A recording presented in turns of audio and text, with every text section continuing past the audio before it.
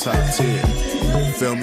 What you look forward to, spending my time with you, switching my point of view, Santa baby take me away. What you look forward to, spending my time with you, switching my point of view, Santa baby take me away. My name is Angelique Cinelu, also known as Cinelu. Singer, songwriter, producer.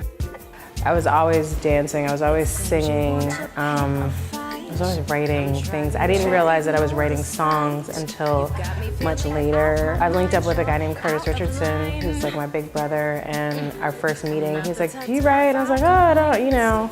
I didn't even know songwriting was a job. So he was like, you talk, like the way you speak. He's like, do you journal, do you write? I said, well, I write poetry and short stories. But I really was writing songs. So our very first session, I brought my journal, like literally just from the page. Like you could just sing it. It was just, it already had like, it had rhyme, it had rhythm. The format was like song format, you know, so it was already there. So it just was really innate. And then I found a new passion. My name, it ain't Guadalupe. You must think I'm another lady. No way, Jose.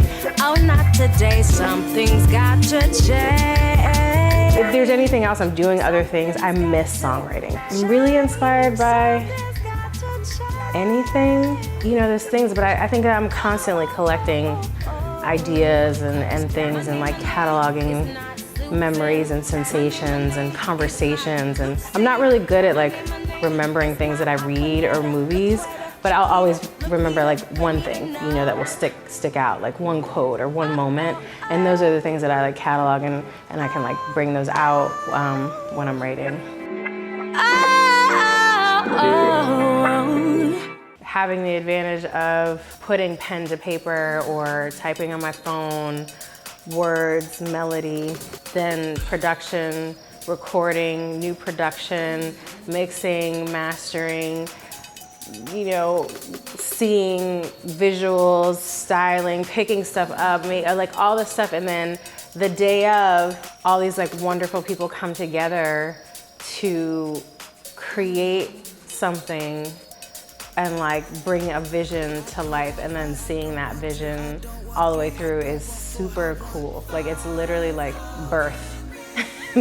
It's like literally like this little idea like has turned into this thing, and we're entertained. So that I think is like the biggest payoff. That's what I get so excited about.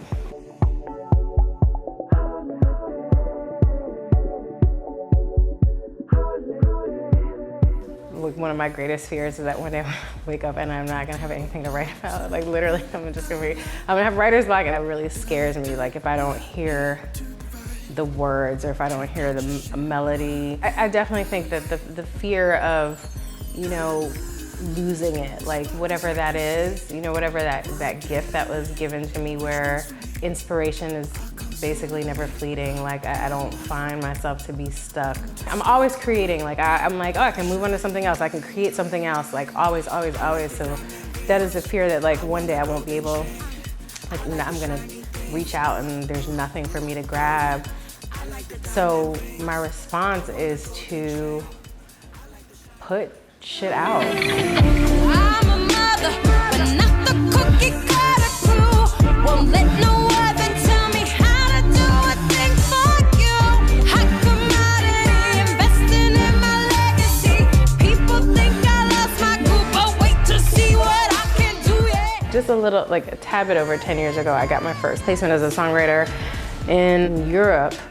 This guy who won like their version of The Voice, this guy named Yap Rizma. So I had a couple of songs on his debut album.